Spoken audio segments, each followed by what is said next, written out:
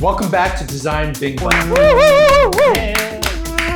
recurring program where we show you some cool people doing some cool things a recurring program where we find the coolest stuff out there right now that we personally love and we're bringing them to you. Kicking it off with designer Jonathan Castro. He's a Peruvian designer based in, you guessed it, Peru. He does very experimental graphic design, comes kind of from a fine arts background. This is his logo right here. Fucking crazy. You can't read it, but that's part of the magic. What I personally really like about this person is that they're very inspired by textures and organic elements found in nature. As you see here, bada bing, bada boom. He took this image of a tree trunk and turned it into a woven clothing tag for a high-end fashion design company. He does a lot of work with art packaging for album art, music labels, cassettes, LPs, vinyls. Here's an example of kind of like a deep dive of all the different highly textural, organic elements he works with throughout his work. I think it ranges from more fine art on the album art side to some more functional work like the Nike House of Innovation. There's a huge range of minimalism too here. He's very inspired by graffiti and street art, as you can see. A lot of the typography kind of bleeds into each other, playing with organic lines and outlines and strokes. And a lot of muted color tones, very Berlin-esque. Just another standout piece that I think is a really good marriage between fine art and design. He was able to create this very, very intricate texture. On the album art, it's full bleed, but then on the vinyl info on the center, it's very, very curated and specific with the negative space.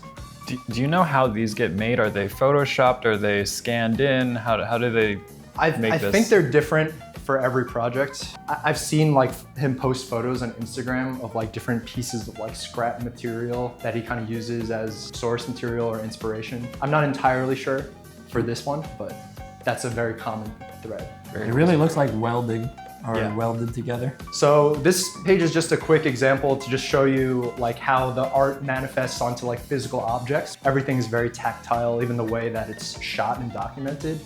Just kind of feels very DIY, you just whipped it out of your pocket and took a photo with your iPhone, with flash photography even. And then just, more examples of documentation. I think I want to focus on that a little bit because so often we see hyper realistic, studio photography, almost cinematic views of graphic design. And I'm does it honestly even warrant that level of documentation? There's something really nice and human about just holding it and just taking a photo, but doing it in a very tasteful, art-directed way, choosing materials and colors that complement the design. And then transcending just typical graphic design. Here's an example of a footage of these weird vine type things growing on the side of a building that he transformed into fashion. Collaborated with a Japanese streetwear company to kind of create textures on clothing. Here are a couple logos that he designed. And again, the way it's documented, it's not branded on a t-shirt or something like that. There's this weird sticker or temporary tattoo, I don't know, what have you. One pole of a bicycle frame. And just some more examples of graphic design where it kind of manifests into something more functional. A movie title for a short film. And then we have logo design, different artwork and out-of-home stuff. All very crazy, very hard to read, but part of the appeal. And then lastly, I just wanted to finish off with what an example of a more cohesive project is. So he recently branded this music festival in the Netherlands called Dekmantel. Part of that includes this hyper warped motion graphics where it almost creates a 3D space, but very, very 2D. Everything's kind of bleeding into each other. Everything's full of life, filled with dramatized angles. Here's another example of the poster for the festival. Again, just to show you that this crazy style of design is able to have legs and bleed into a larger system. How the type is treated across everything using this found footage that's very disorienting, psychedelic. And some behind the scenes footage too of the type of lens used to create this type of effect. The way it's documented, again, flash photography, lo-fi documentation. It all kind of bleeds together into one unified aesthetic. So that's Jonathan Castro for you. Nice, good job. Very cool. Yeah, very cool. I like that his work is as much as about the technique and the the method of making all those graphics as much as the production. Like you were saying, it's really the way he documents the work in his hands on certain surface materials. There's something really tactile about all the work and translating these digital textures to the real world. Yeah, really cool to see this like off digital approach. Especially with a lot of the more experimental pieces and album artwork, it could be totally seen as just fine art, a lot of the work, which is a cool like in-between space where it's still able to function and there's still branding in there and logos in there, but at the same time, the image making goes beyond just the average brand case study image making that holds its own and could be looked at totally outside of context and still hold up. Yeah, agreed. What draws me to design like this is the fact that you're able to see the process immediately through just the results of the work. You might not have thought that one of the very textural pieces came from a photograph of a tree stump, but there's something there that it needs to be generated by nature. Like it literally is impossible to be created by the human hand. So in that sense, I feel like process might change over time, like where he gets the source information from. Maybe it's not always from a photograph, but the fact that that's kind of a through line to me makes this kind of work the most invincible from AI, for example. Yeah. Like you can probably copy like one example of the work, but it's more just so like this line of thinking that kind of is going to continue through the rest of his work that really excites me. Yeah, there's something about what you just said there about documenting like a primary source material, like that, taking a photograph of that exact moment in nature versus like pulling swipe from the internet that already exists in a database that the AI can like use for its data set. They can't get that when you're like just looking at something in real life and capturing that moment. Okay, this is my turn now. Today I'm talking about pangchiucowboy.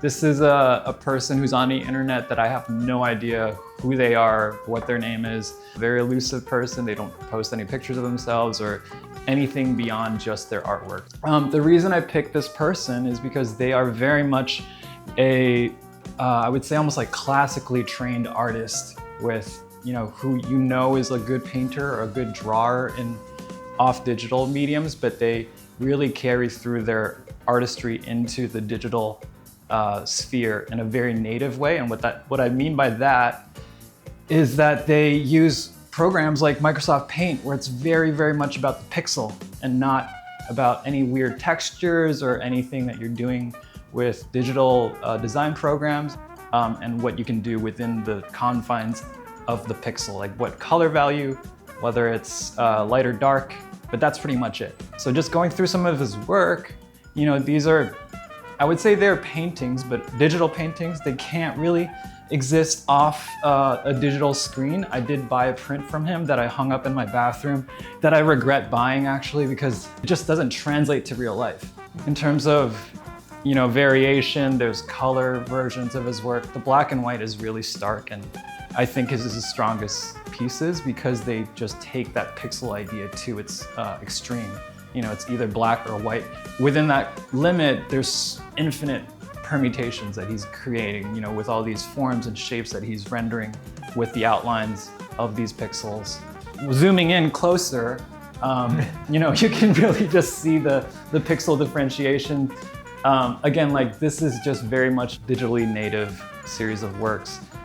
He does explore some other things like bringing in, UI elements, which I don't, I think they are just kind of stronger on their own, the figures and the paintings and more traditional subject matter. But this stuff, I think he did in Procreate or something more of like a digital painting program, which he really demonstrates his skill with like, softer textures, light and shadow rendering, which they're cool. There's something like more, physically real about these, but in my opinion, again, the black and white pixel work is the strongest stuff.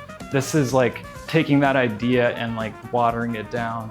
I think this serves a little bit more like just traditional painting, traditional digital art. I do want to scroll through his Instagram a little bit because I think this is the best context in which everything is seen. Everything, there's no clear indication whether something's like work in progress. None of this like actually looks like it's completed. You don't know if he's taking a picture of some of his work. You don't know if they're just screenshots or whether they're like final render pieces that he exported. So I think seeing it in the scroll of the timeline is like the best context, because it's just stuff being generated and coming out with no particular intention, you know. I think he sells some prints, but I don't think he has any shows or anything. He's just some guy who makes stuff, which is just really cool. We love those guys. Yeah, very cool. I totally agree that it's like the style stands out so much in these almost like unfinished render, incomplete like sketches. That's very akin to like the way someone would draw in their sketchbook. Yep. It's almost like the memory of what that is in your mind. Yeah, I like what you're saying. It's very much a digital sketchbook. Like nothing looks like it's completed or like in a gallery. It's in a way, it's like how I like to look at art too. Just seeing like people doing stuff and not have to feel so precious about it. If you look quick, especially at the Instagram, when things are a bit smaller, you could definitely mistake it for some kind of fine art, whether it's, you know, gouache or cut paper. I think is a testament to the style where so much digital art feels digital and feels the same. And even how their approach to character design lends itself to some like anime tropes, but nothing feels anime. It balances a tight walk for like many different vectors of what makes it like really stand out. Yeah, I also think, you know, like when he does these slightly more realistic or like trying to be pseudo-realistic pieces, in my opinion, they aren't as successful. It's almost like you're trying to fake making it look like a real painting, whereas the MS Paint stuff is just like honest about the medium in which it exists. It's very just like, this is what I have to work with. I will say I'm very impressed by the color usage, which speaks to like what you were saying. He obviously has like a fine art background because it doesn't come through digitally, but I mean the color choices are really nice. Yeah. But they're graphic, whereas like being able to put like a purple into the skin and like making that make sense is like a very painterly quality. Yeah, he knows his color theory really well, like the way they interact. Whereas like you know, your average commercial illustrator might just like use a single color and use some sort of Photoshop effect to like burn and dodge. Yeah. He brings in artistic principles. And we're back. So I'd like to share with you a studio today. This is a studio I've liked ever since I started design. So they were kind of more inspirational for how I think about design and how I approached our studio when we started it. So this is Dark Igloo. They're from Brooklyn. They have, you know, their own aesthetic. They have a vibe that they go for, but I think what really sets them apart is their self-initiated projects and things that they do that are so stupid and don't make any sense and should not have the effort put into them that they put into it. But then it creates something that's just so silly, and just I'm glad these type of things exist in the world, so I was gonna share some with you. So first project I wanted to point out is Duality Derby. This is a whole recreation of car derby, destruction derby, which is where you have two kind of crappy cars and then they smash into each other until there's one car remaining. They turned this into a short 20-minute film, but the level of detail they went into with every piece of this project is just so ridiculous. And then what everyone thinks about when they think about NASCAR racing is the branding, the sponsorship. So they took all the logos for all the products and then rebranded them to go with these greater themes of resentment and gratitude. So instead of 3M, it's me. Alternatively, for the gratitude side, instead of 3M, it's we. Basic example. But going into some of these, I mean, just making a logo for all of these different ideas just shows how much time and effort was put into this idea that really doesn't need to exist, and it does make sense, but it adds such a richness to just having this experience be more than just a design project. Seeing these logos, like again, talking about mock-ups, how often do you have to print out your logo, put it on the side of a car, and then smash into it with another car for like a case study photo? It's just out of this world. Of course, there's some realistic design requirements. They made poster, they made postcards, jackets, of course the cars, and you know, referee, etc. But then seeing how they take these things and destroy them, and then the result of this there was a big crowd, a huge fan participation where they would have people write their things they're grateful for on the car, things that they hate on the other car, and just really getting this community element going as well. So that's the first project. The second project is called Board Game, and this I think is one of their very first self-initiated projects. They designed a fake board game and shot it like an old 90s cartoon or old 90s infomercial. So they have this really intense setup. They have these kids like over the top, the type of game you imagine yourself playing back in the day when you're playing with your toys, just really over the top, next level stuff. But in order to make that real, not only do they create this wizard, they create the mask from scratch, they create every costume from scratch, they build the board game prefab, obviously, out of some recognizable pieces like Mousetrap over here and some other board games you might recognize. But going to this level, then using it to showcase art direction for a style that they maybe want to work in the future, I think is such a fun way as a studio to like break out of normal branding, do some fun stuff, and then, you know, flex, and then maybe bring in some more fun projects down the line, expand your horizons a little bit. Very last thing, this is not as much a self-initiated project, but it is in the same vein. Their Contact Us page is actually a video game you have to play and beat in order to send them a contact message.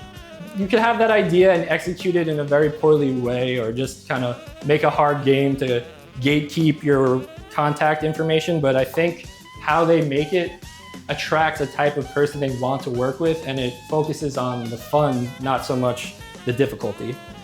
So a quick screenshot, you know, old N64 graphics, something really ridiculous, Mario Kart inspired, but then once you look into the details, so there's like a whole coin system. Every coin you collect is one additional character you could send in the message. So it encourages you to not only play it once, but play it again if you want to send them a longer message just to get the high enough score for the character count. Again, designing your studio logo, all these little pieces, just seems like such a fun way to flex your creative muscles, do something out of the box, and create a video game when you have no right or reason to create a video game, but you're able to do it because if you're your own studio, no one's stopping you. So this is just a little bit of taste of what is possible if you run your own company, have your own resources, and could dedicate a lot of time to doing something so stupid like YouTube, like video games, like all this stuff that you might be passionate about, and then create that into a project which will lead you to greater things in that direction. So that's where I'm at. Nice. Woo-hoo. Awesome. I love that through their work and the fact that you selected all of their self-initiated work, and like the fact that that's like half their portfolio. Yeah. Honestly, it's like it really speaks to agency and autonomy, which, like you were saying, is really important to us at For Good Measure as well. And it's awesome to just get the money to just do whatever the hell you want and like let your like childhood imagination kind of take over your adult body. Like so much variety in how they're thinking about it conceptually. And it's not, but you can like see the through line of like just being very imaginative, like conceptual, like what if we just did something ridiculous and like made it into a real thing? Yeah, the through line's like stupidity, which is like is the best part. Yeah, they're technicians. They can design and code and like build games, but the creativity really comes through in the stupidity, like you were saying. It's like if you give a 6-year-old full godlike power to make something, you kind of see what they might make, pulling into their past or their like deepest love of creativity, where things start, the spark of it. Yeah, I really like how they're treating logos as like raw material as opposed to something that's already being made. It's sort of like you're walking through the woods, like we're walking through this capitalistic world of like brands shouting at you all the time. They're really reappropriating that into something artistic. And all right, you could edit this, but I'm gonna try to squeeze you guys. No! That boy.